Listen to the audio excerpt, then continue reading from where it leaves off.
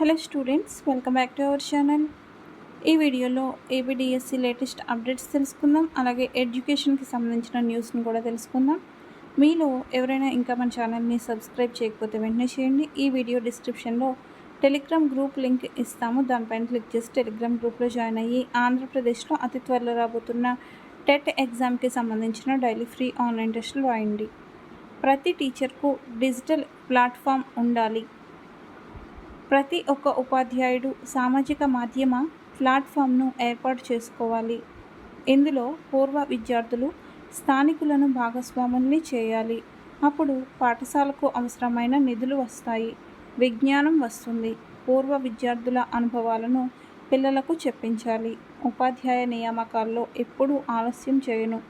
మొదటి సంతకం mega DSC దసరంపైనే పెడతానని మాటిచ్చి నిలబెట్టుకున్నాను. నేను ముఖ్యమంత్రిగా 14 డిఎస్సీలు నిర్వహించాను. గతంలో టీచర్ల బదిలీల కోసం రాజకీయ నేతల చుట్టూ తిరగాల్సి వచ్చేది.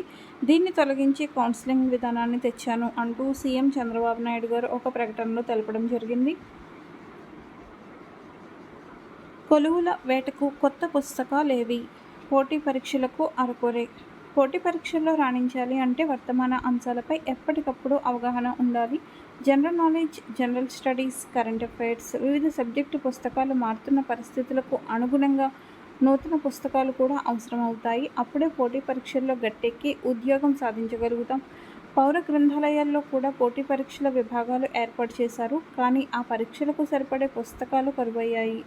పాత పుస్తకాలతో కుస్తీ పట్టాల్సిన పరిస్థితి. కూటమి ప్రభుత్వం మెగా డిఎస్సి విడుదల చేయడంతో గ్రంథాలయ శాఖ కేవలం డిఎస్సి పరీక్షలకు మార్కెట్లో దొరికే పుస్తకాలు గ్రంథాలయాల్లో అందుబాటులో ఉంచారు.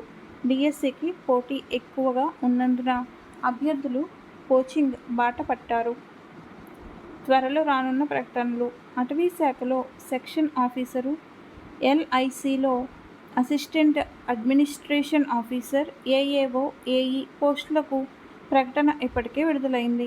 బ్యాంకింగ్, దేవాదాయ శాఖ, గ్రంథాలయ సంస్థల్లో వివిధ కేడర్ల ఉద్యోగాలు ప్రకటనలు రానున్నాయి. ఏపీపీఎస్సీ ద్వారా గ్రూప్ 2 ఉద్యోగాలు కూడా భర్తీ చేయనున్నారు. మెగా డిఎస్సి ముగిసిన తర్వాత టెట్ మార్చిలోపు మరో డిఎస్సి నిర్వహించనున్నట్లు సంకేతాలు వస్తున్నాయి. పౌర గ్రంథాలయాలు అంటేనే పురాతన గ్రంథాలు, నవలలు, దిన, వార, పక్ష, మాస పత్రికలు మాత్రమే గుర్తొస్తాయి. పాత పుస్తకాలు, పత్రికలు మాత్రమే కనిపిస్తాయి. నేటి యువత ఉద్యోగాలు సాధించడానికి కొత్త పుస్తకాలను అందుబాటులో ఉంచాలని పలువురు అభ్యర్థులు కోరుతున్నారు.